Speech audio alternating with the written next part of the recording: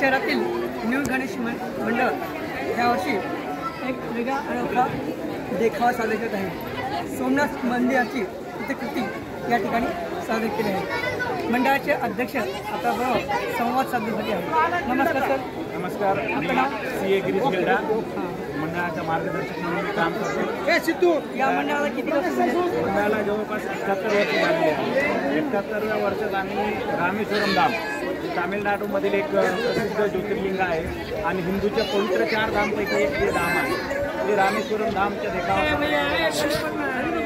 या ह्याच्यात आम्ही जवळपास 160 फुटापर्यंत कॅरिडॉर वाढवलेले आहे आणि इकडं जवळपास तुम्हाला बघता 55 फुटाचा मंदिराचा आहे। 48 फूट हा उंचीचं मंदिर आम्ही तयार केलेलं आहे। ते साक्षात रामेश्वरम धाम जिथे आहे तिथे भगवान श्रीरामाने रामसेतू बांधण्याच्या वेळेस जो ज्योतिर्लिंग स्थापन केलेलं होतं ते ज्योतिर्लिंग आम्ही इथे स्थापन करण्याचा प्रयत्न केलेला आहे आणि बीडकरांसाठी एक आगळीवेगळी पर्वणी देण्याचा आम्ही प्रयत्न केलेला आहे।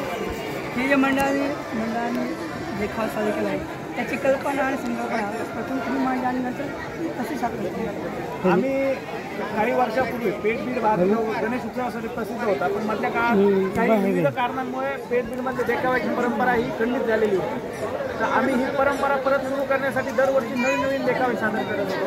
त्याच्या अगोदर आम्ही बाबा बर्फानी, वैष्णोदेवी मंदिर, केदारनाथ मंदिर, तिरुपती बालाजी मंदिर असे वेगवेगळे धार्मिक मंदिराचा देखावा आम्ही दरवर्षी सादर करत होतो। यावर्षी काहीतरी नवीन करायचं आणि हिंदूंना आमचं एक असं मानस आहे की जे पवित्र 4 धाम आहेत ते पवित्र 4 धामाचं दर्शन आम्ही इथं करायचं। त्या हिशोबाने आम्ही अगोदर केदारनाथ मंदिर केलं, त्यानंतर आता रामेश्वरम धाम करतोय।